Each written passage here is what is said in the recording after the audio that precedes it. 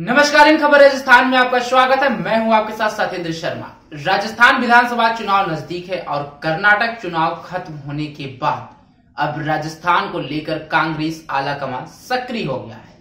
26 मई को दिल्ली में राजस्थान, एमपी, छत्तीसगढ़ और तेलंगाना विधानसभा चुनाव को लेकर बैठक होनी है। माना जा रहा है कि इस बैठक में पायलट और गहलोत गुट के बीच हो रहे आपसी टकराव को लेकर भी मंथन हो सकता है।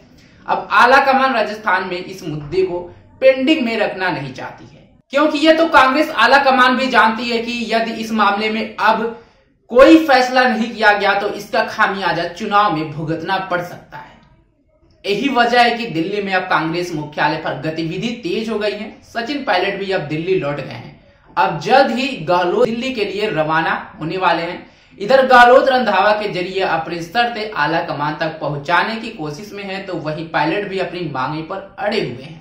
कहा जा रहा है कि अब दोनों के बीच की आपसी तकरार को मिटाने के लिए कुछ नेताओं को आगे किया जा सकता है। यह भी चर्चा है कि भंवर सिंह, जितेंद्र सिंह और केसी वेणुगोपाल को दिया जा सकता है यह जिम्मा।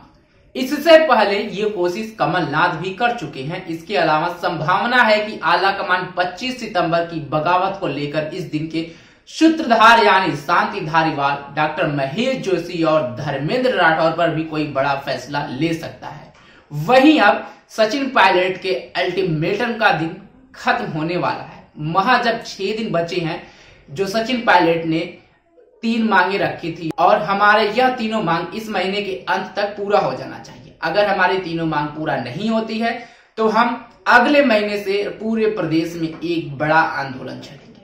आपको बता दें कि सचिन पायलट अपनी सरकार के खिलाफ भ्रष्टाचार को लेकर के 11 मई से लेकर के 15 मई के बीच अजमेर से जयपुर तक जन संघर्ष यात्रा निकाला था और इस यात्रा में उनको जनता का अपार समर्थन मिला था और अपने जन संघर्ष यात्रा के समापन के दिन जयपुर में उन्होंने चेतावनी देते हुए गहलोत सरकार को 15 दिन का अल्टीमेटम दिया था और कहा था कि हमारी 3 मांगे हैं और 3 मांगों को पूरा नहीं किया जाता है तो हम 1 जून से पूरे प्रदेश भर में एक बड़ा आंदोलन छेड़ेंगे।